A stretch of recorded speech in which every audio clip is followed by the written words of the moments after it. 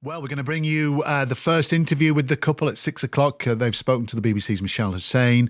That'll be just after 6. But first, let's speak to Grant Harold, also known as the Royal Butler, who worked for Prince Harry and his family for 7 years. Grant, hello to you. Good afternoon. What's your reaction? You'll have known Harry in his teenage years. What do you make of this? I did. I mean, well, his late teenage years, early 20s, and I'm thrilled for him. I'm really pleased that he's found somebody that he's happy with, and they're going to have hopefully a wonderful future together.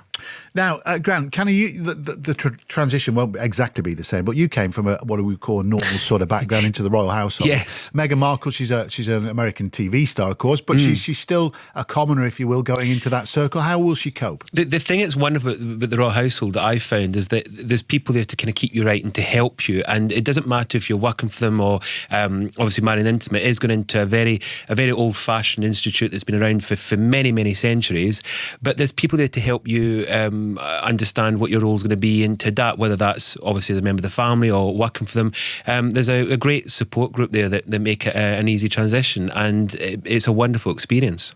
One of the issues that she certainly had was press intrusion, or what they claim was media intrusion. At one point, I think it was late last year, but about this time last year, they were fighting off press intrusion all the time, they say, to her family, her loved ones. Yes. What is the relationship like with the media and the royal family at the moment? Is it down a gear from what it was perhaps in the 80s and 90s? I mean, I think from what I can see from an outsider, it seems to be quite good. I mean, there doesn't seem to be any kind of issues. I think the problem is you sometimes do see these images where is it paparazzi or whatever kind of you see them kind of hounding, and that's the difficult part, because the other thing is that yes, she's obviously her background and being in acting, she will know exactly how to kind of do things, but again, this is suddenly where you've got this new kind of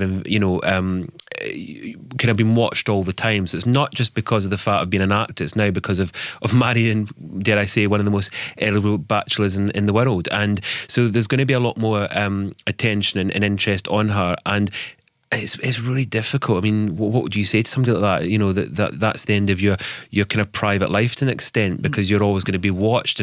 But if you look at the Duke and Duchess of Cambridge, they've managed to get a really good, healthy balance where, yes, they obviously do interviews and we get to see a lot of them, but they get to have their private time with their family, which is really important. And that's something she's kind of alluded to, because she said, look, we know at some point we're going to have to sit and tell our stories, but this is our time. So they do want some time together. Just give us an insight, Grant. When they're in Nottingham Cottage, in Kensington, which I presume is as far removed from a cottage as anything could ever be, we all see the royals in their formal moments, but when will they just put their slippers on and watch telly at night, and what do they do? The thing is, with it's funny because people ask me this all the time, and I always say that if I actually gave the truthful answer, I'd probably have the Carson would be very disappointed in me breaking the kind of the butler's confidentiality.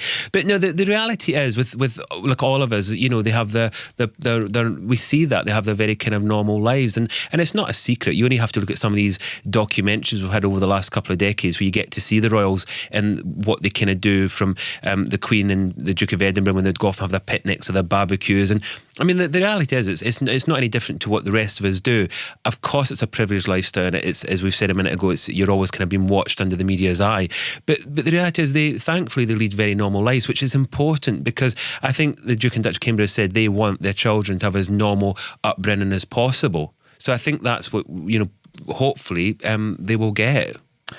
Can you give us any insight, without giving any secrets away, Grant? What does he like to eat? What's going to be the top table meal, do you think, when they get married? Oh, God, that'd be a really interesting one. I think I'll be as curious as everyone else to see what that is. But I'm sure it'll be something that obviously he's enjoyed. Enjoyed. I mean, like with the Duke and Duchess of Cambridge's wedding, I think with their menu, it was all the kind of things that they enjoyed, and the entertainment was things that they liked together. So I think it'll be a reflection of both Prince Harry and Meghan as well. It's going to be an interesting time. Well sidestepped. You're very discreet. I'm a true butler. Can I pay you by the hour? Oh, absolutely. Oh, okay. I might use you next Saturday afternoon.